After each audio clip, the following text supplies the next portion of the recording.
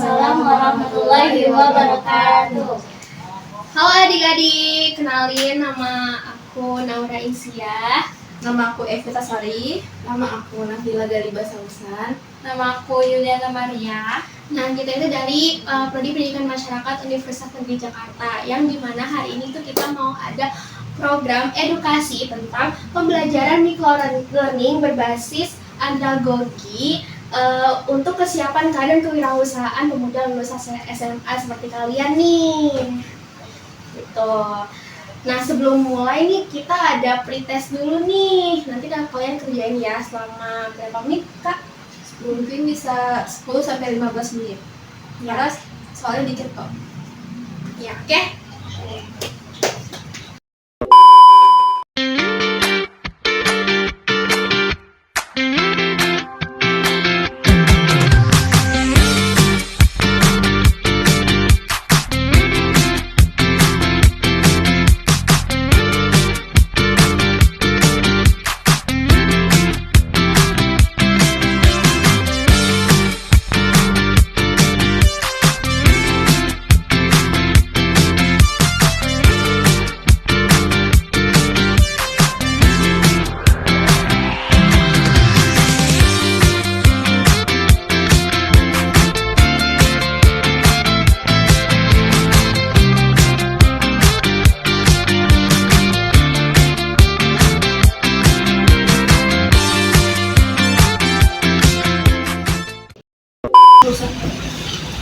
Oke, selanjutnya aku mau menjelaskan terkait pembelajaran microlearning berbasis andragogi untuk kesiapan karir dan kewirausahaan pemuda lulusan SMA.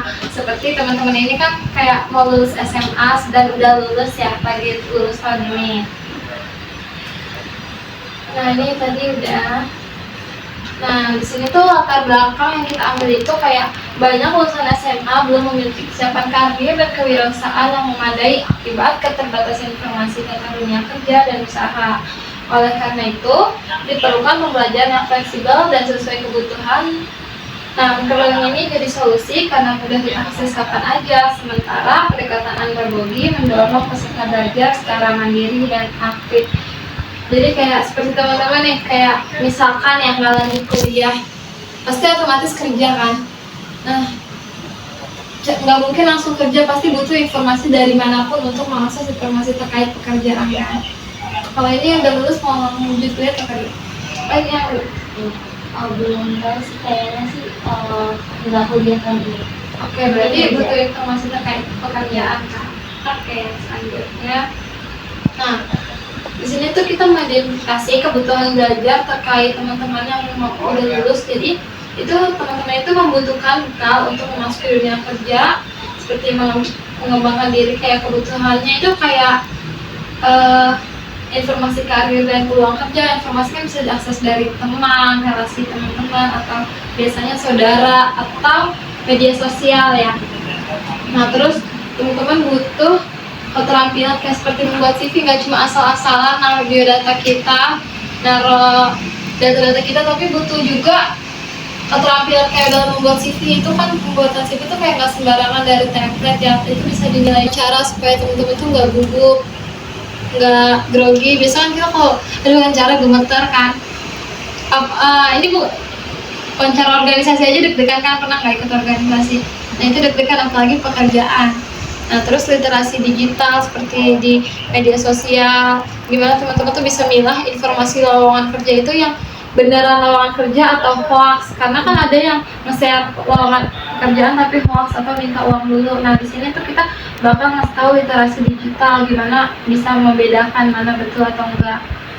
Terus di sini ada dasar kewirausahaan, pengelola keuangan sederhana, serta ini dulu deh, mengelola keuangan sederhana dan kewirausahaan. Jadi teman-teman di sini kayak bisa belajar nggak harus bekerja sama orang, tapi gimana bisa berjualan dulu. Misalnya belum dapat kerja, bisa jualan dulu sedikit-sedikit. Nah, itu bisa dilihat dari kayak media sosial, cara atau menjual apa nih, pakai PO gitu.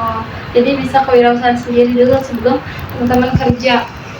Kemudian soft skill teman-teman komunikasi kayak yang tadi ya, wawancara mungkin kita harus punya komunikasi yang baik karena itu nanti masuk ke dalam penilaian kita untuk melamar kerja. terus kerja sama tim kan, karena kita lebih suka kerja individu daripada sama tim, karena suka pemikiran kita tuh nggak masuk kan sama mereka, atau dia tuh nggak sejalan.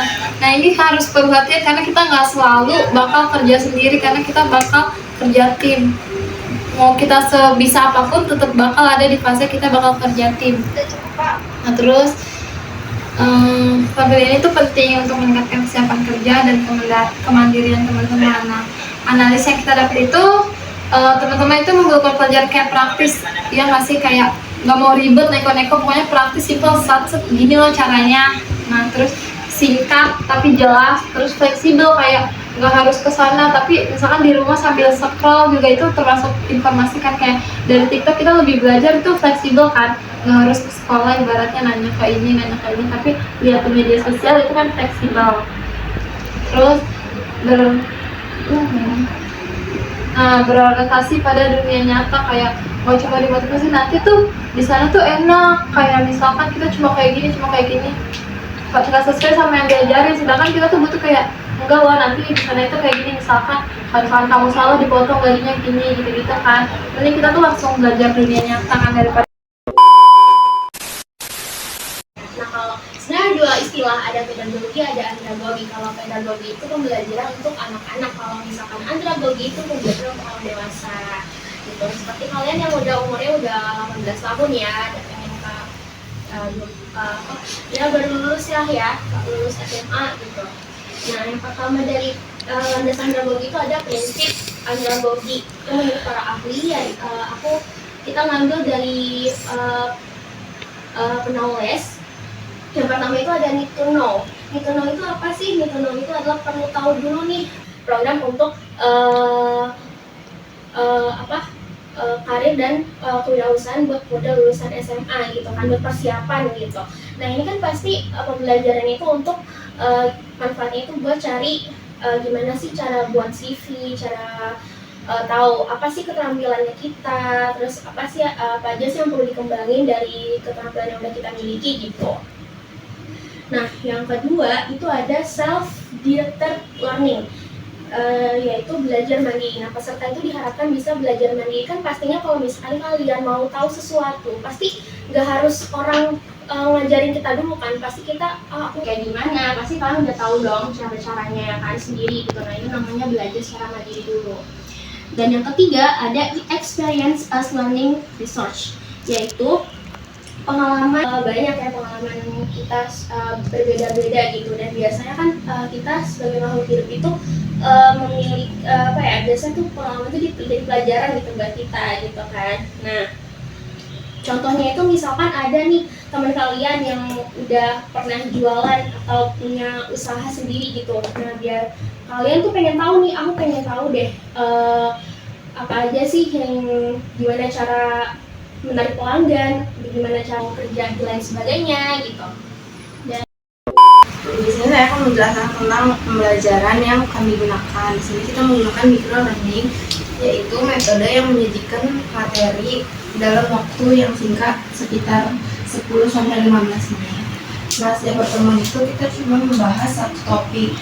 Nah, media yang digunakan juga sederhana, kayak seperti Canva, terus WhatsApp, video pendek atau Google Form, dan infografis. Jadi peserta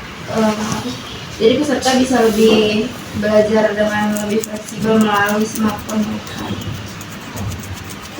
Nah, selanjutnya di sini ada materi pembelajaran. Materi pembelajaran yang kita gunakan itu ada 5. Yang pertama modul yang pertama itu membahas pembelajaran micro learning activity.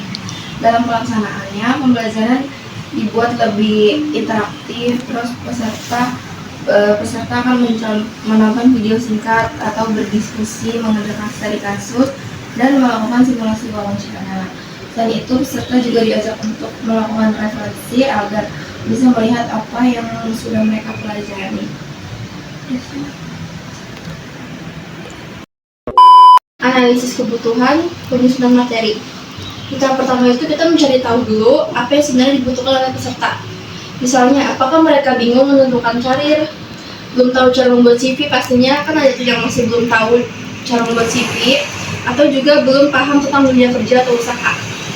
Setelah kebutuhan itu diketahui, kita menyusun materi yang sesuai learning. Yang kedua ada pelaksanaan, penyampaian micro learning, dan juga diskusi dan praktik. Setelah semuanya siap, setelah kita bisa menentukan dan mendengarkan materi, peserta juga diajak berdiskusi dan juga praktik langsung. Contohnya ini membuat CV, latihan wawancara kerja, atau menyusun ide usaha sederhana. Jadi pesertanya itu, tapi kita kan tadi udah buat modul ya, jadi kalian bisa baca aja yang nanti kita ini kan pendidikan masyarakat sebagai fasilitator. Artinya mahasiswa itu membantu peserta mulai dari mencari tahu kebutuhan mereka, menyiapkan materi, dan juga mendampingi selama proses belajar berlangsung. Sampai juga mengevaluasi kegiatan belajar seperti tadi referensi peserta. Jadi mahasiswa itu berperan untuk membuat proses belajar jadi lebih mudah, lebih dimengerti, menyenangkan, dan juga sesuai dengan kebutuhan peserta. Lalu ada indikator keberhasilan. Yang pertama itu aspek kognitif, peserta memahami karir dan juga kalian ada nggak sih kepikiran untuk membuat usaha? Ada sih. Apa? Mungkin kayak jualan kecil-kecilan aja kali ya. Udah kecil-kecilan itu mungkin seperti makanan atau Ya mungkin makanan, minuman, atau mungkin barang-barang lucu yang diminatin sekarang kan. yang diminati oleh Gen Z ya. Iya. Ya kalau yang belakang keke ada.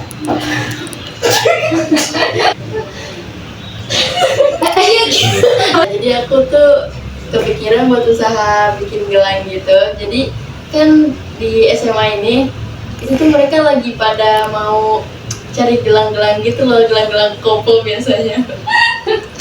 Iya. Iya. Jadi amat dia nggak mau jawab loh. Iya deh. Yang lain. Itu dulu tuh kata Isma. Nanti kita pesen aja gelangnya. Oh enggak ya. Oke. Berarti tadi cuman membuat usaha kecil-kecilan seperti makanan sama mau membuat usaha gelang-gelangan. Oke. Kerajinan tangan ya? Iya, kerajinan tangan. Lain, laporan evaluasi program. Jadi setelah mengikuti program ini, kegiatan ini, peserta tidak hanya mendapatkan ilmu, tetapi juga mendapatkan hasil produk yang bisa langsung dimanfaatkan. Jadi setelah kalian membaca modul itu, kalian bisa langsung praktik, mungkin nanti diharapkan langsung praktik ya untuk membuat CV, untuk juga meningkatkan karir kalian, meningkatkan pencapaian diri kalian, kayak misalkan nanti ikut organisasi, buat nanti di CV kalian lebih berwarna gitu. Lalu terakhir ini ada kesimpulan. Sebagai penutup bisa disimpulkan bahwa pembelajaran microlearning ini berbasis andragogi merupakan cara belajar yang praktis, fleksibel, dan juga singkat. Program ini diharapkan dapat membantu lulusan SMA seperti kalian ini agar lebih siap memasuki dunia kerja maupun memulai usaha sendiri. Dengan begitu mereka bisa menjadi lebih percaya diri, mandiri, dan juga produktif. Sekian pemaparan dari ya. Jadi kalau misalnya di CV-nya itu kan kita gak punya keahlian nih, terus di situ disuruh taruh keahlian, itu gimana? Kenapa sih? Kita tahu ya itu dulu. Apa? Jawabannya tuh seperti yang tadi ya, kita kayak cari tahu ini ada di set kayak identifikasi mana ya tadi ya, Gimana sih ya?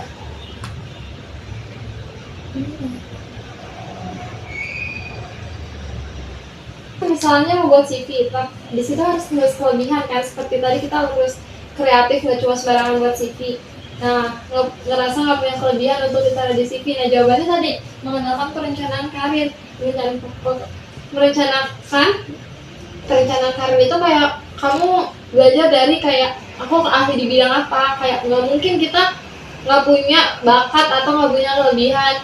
Nah, itu masukin aja ke CV, kayak kenali kamu, misalkan hobi kamu apa, coba contohnya. Jawaban.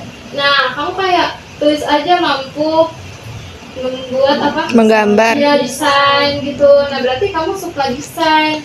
Nah, peluang kamu di situ, peluang karir kamu gitu, kayak gitu. Nggak mungkin kita nggak punya kelebihan. Ya, oke. Jadi cari tahu dulu minat kalian di mana. Ada lagi yang mau bertanya tentang membuat CV mungkin? Bukan. Langsung nggak usah.